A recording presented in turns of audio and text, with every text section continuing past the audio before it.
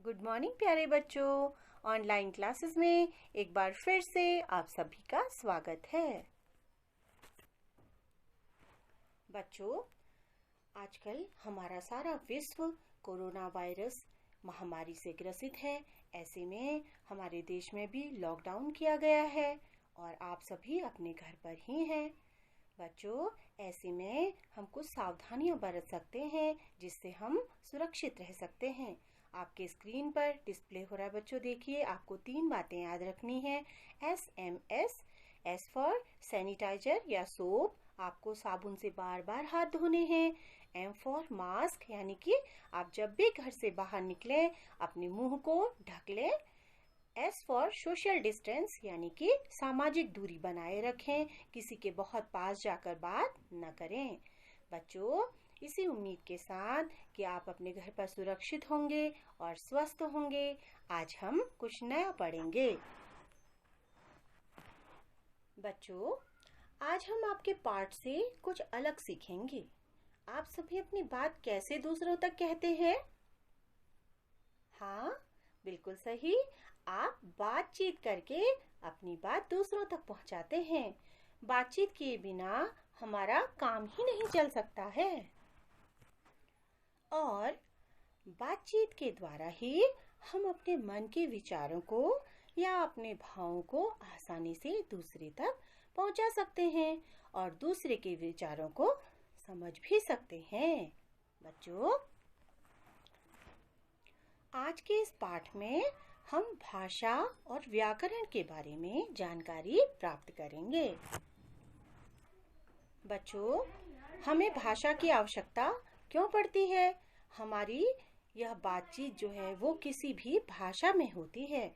कभी कभी हम अपनी बात को लिखकर समझाते हैं, जैसे कि मैंने पीछे शामपट पे कुछ लिखा हुआ है, आपने देखा स्क्रीन पे कुछ लिखा हुआ है।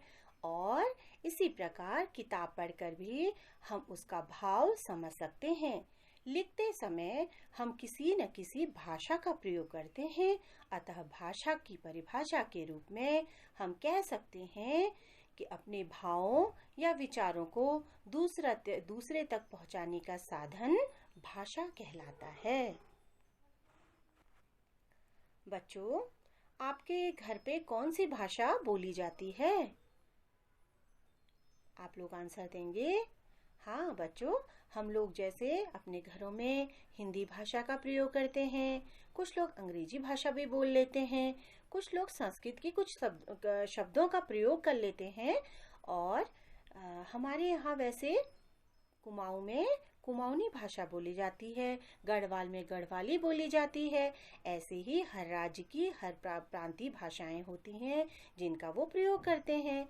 लेकिन बच्चों, हमारी कुमाऊनी अभी भाषा नहीं है क्योंकि उसकी लिपि तैयार नहीं हुई है, तो वह एक बोली है। और बच्चों, आपको आपके विद्यालय में भी बहुत सारी भाषाएं सिखाई जाती होंगी, है ना? कौन कौन सी सिखाई जाती हैं?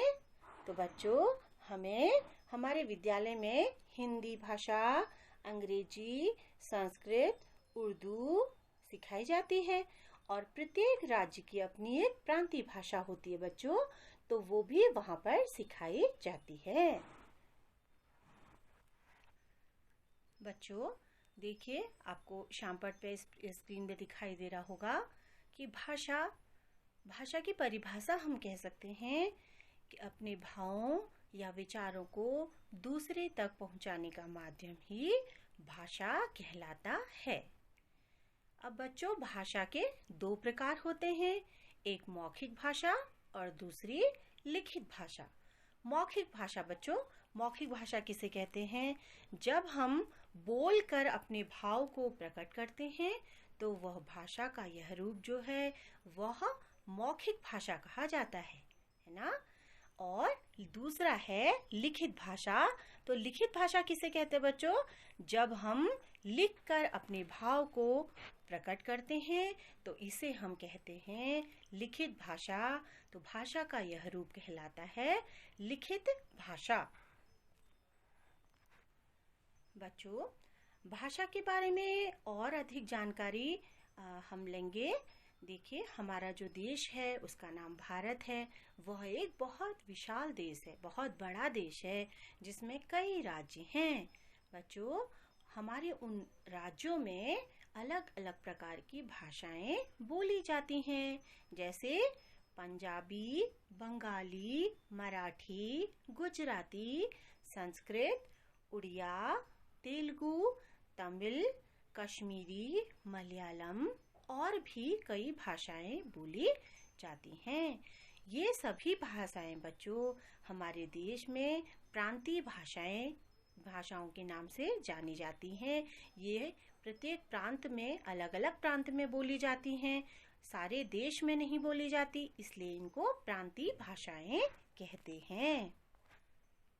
बच्चों, एक बार हम फिर से इसको रिवाइज करेंगे कि भाषा क्या होती है, हमने क्या सीखा, है ना। तो भाषा के द्वारा हम अपने विचारों या भावों को प्रकट करते हैं। भाषा के द्वारा ही हम दूसरे के विचारों और भावों को भी समझ सकते हैं, है ना। और भाषा दो प्रकार की होती है, लिखित भाषा और मौखिक भाषा। जिस भाषा को हम बोलकर प्रकट करते हैं या भाव से प्रकट करते हैं बोलकर, उसे हम कहते हैं मौखिक भाषा। और जिस भाषा को हम लिखकर अपने भावों को प्रकट करते हैं, उसे हम कहते हैं लिखित भाषा। तो बच्चों, आगे अब हम चलते हैं। हमें ये समझना है कि व्याकरण क्या होता है। आप अभी बहुत छोटे हैं, व्याकरण क्या है? बच्चों, जब आप लोग कक्षा में काम करते हैं, कुछ बच्चे जब आपकी मैम या मैं आपको बोलकर शुद्ध लेख लिखाती हूँ, तो कुछ बच्चे बहुत शुद्ध लिख लेते हैं और कुछ बच्चे काफ़ी अशुद्धियाँ करते हैं, है ना। तो बच्चों, क्या कारण होता होगा कि कुछ बच्चे अच्छा लिख लेते हैं, शुद्ध लिखते हैं, और कुछ बच्चे अशुद्ध लिखते हैं? तो इसका एक मुख्य कारण यह है बच्चों कि व्याकरण का ज्ञान जिस बच्चे को नहीं होता, उस बच्चे को लिखने में अशुद्धियाँ होती हैं। व्याकरण के नियमों की सही जानकारी जिस बच्चे को नहीं होती है, वह लिखने में अशुद्धि करता है। तो हम ये कह सकते हैं कि व्याकरण हमें शुद्ध भाषा को शुद्ध रूप में लिखने में सहायता प्रदान करता है। और बच्चों, व्याकरण ही हमें भाषा के शुद्ध बोलने तथा लिखने को सिखाता है। ठीक है, तो बच्चों, आज हमने सीखा कि व्याकरण क्या है, भाषा क्या है, भाषा के कितने प्रकार हैं। तो बच्चों, अब हम आपको एक नई रोचक जानकारी देंगे। बच्चों, तो रोचक जानकारी ये है ना कि हमारे देश में जो मुद्रा प्रयोग की जाती है उसका नाम है रुपया, जिससे हम दुकान से सामान लाते हैं, दुकानदार को हम कुछ देते हैं, तब वो हमको सामान देता है ना। आप सभी जानते हैं ये सब बातें। हाँ, तो बच्चों, मेन बात यह है कि हमारे देश की मुद्रा का नाम है रुपया, और एक 100 रुपये के नोट पे 17 भाषाओं का प्रयोग किया जाता है, यानी कि 17 भाषाओं में उसमें 100 रुपया लिखा हुआ होता है।